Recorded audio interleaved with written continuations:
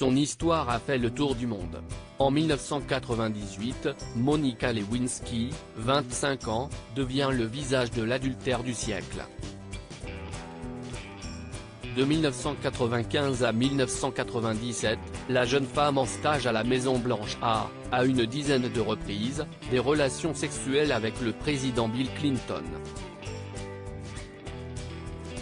L'affaire éclate un an après la fin de leur liaison, quand le procureur Kenneth Starr organise des fuites dans la presse après avoir longuement enquêté sur le couple présidentiel et les femmes qu'il a tenté de faire taire pour préserver le mandat du chef de l'État.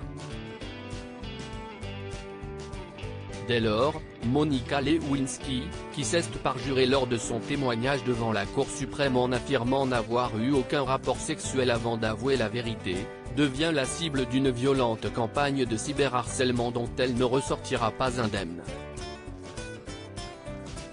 Ce dimanche 23 juillet, elle célèbre ses 50 ans.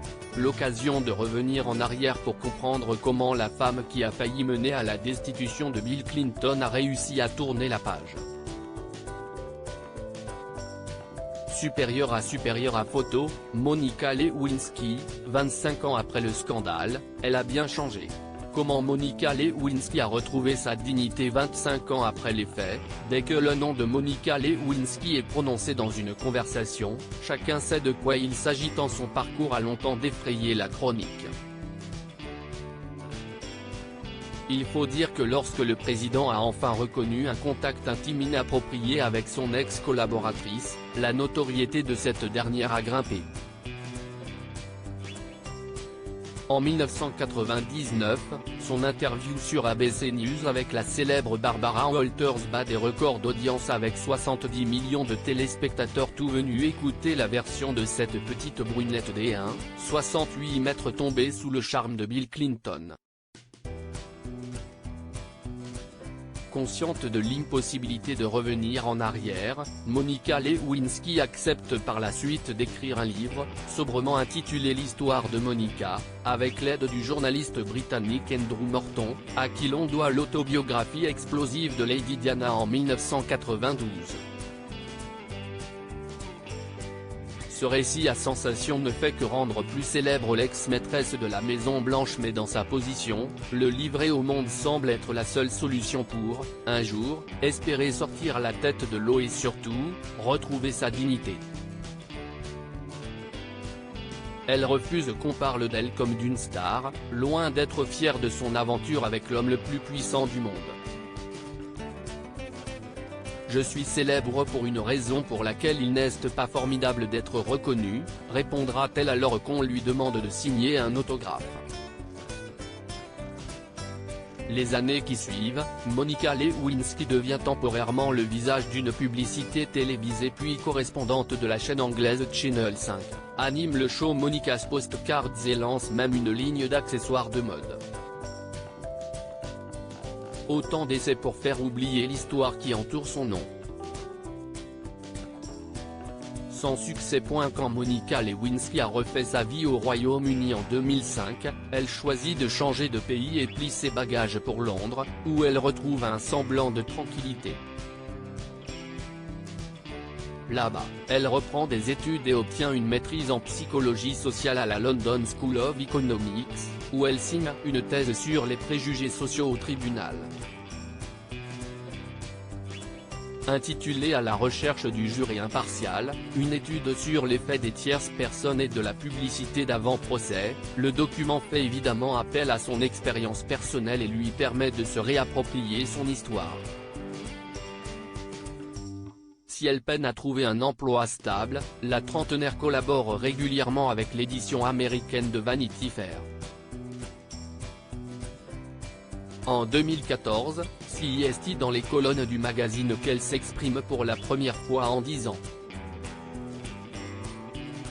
En 1998, quand ma liaison avec Bill Clinton a éclaté au grand jour, j'ai probablement été la personne la plus humiliée au monde. À cause de Drudge Report, un blog conservateur recensant des articles de journaux la concernant, note de la rédaction. J'ai sans doute aussi été la première personne dont l'humiliation planétaire a été propagée sur Internet, déclarera-t-elle notamment avec du recul.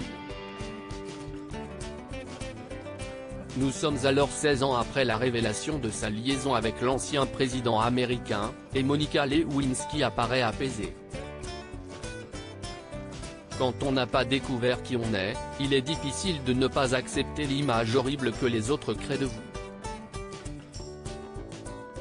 Je me suis souvent remise en question, j'ai suivi une thérapie et j'ai exploré différentes voies, mais je suis malgré tout restée prisonnière de cette histoire pendant de trop nombreuses années, soulignera-t-elle aussi, expliquant qu'elle a été forcée d'embrasser cette humiliation pour pouvoir se reconstruire. Une série sur l'affaire Clinton-Lewinsky. Les années suivantes, Monica Lewinsky trouve du réconfort et se fait une place dans le monde en s'engageant auprès des personnes victimes de harcèlement en ligne. Un combat plus que jamais d'actualité qui a permis à celle qui fut autrefois une jeune femme vulnérable de trouver la force d'assumer son passé. Aujourd'hui, elle est une personnalité invitée aux Oscars et dont on n'a cessé de se moquer. Fin 2021, son histoire avec Bill Clinton fait, avec son accord, l'objet d'une nouvelle saison d'American Crime Story, intitulée Impeachment, Destitution, en français, et réalisée par Ryan Murphy. Portée par l'actrice Beanie Feldstein, dont la ressemblance avec Monica Lewinsky est frappante, la série revient sur le déroulé de l'enquête qui a révélé sa liaison avec le président et met notamment en évidence le rôle méconnu de Linda Tripp, campé par Sarah Paulson. Collègue de l'ex-stagiaire de la Maison-Blanche au Pentagone, après son affaire avec Clinton, elle est celle qui va permettre au procureur Starr de lever le voile sur leur relation et manquer de faire tomber le chef de l'État. Remerciée de la Maison-Blanche, elle souhaite se venger de l'institution et enregistre les confidences de Monica Lewinsky à son insu. Le début du plus gros scandale de la fin du XXe siècle. Crédit photo, Action Presse.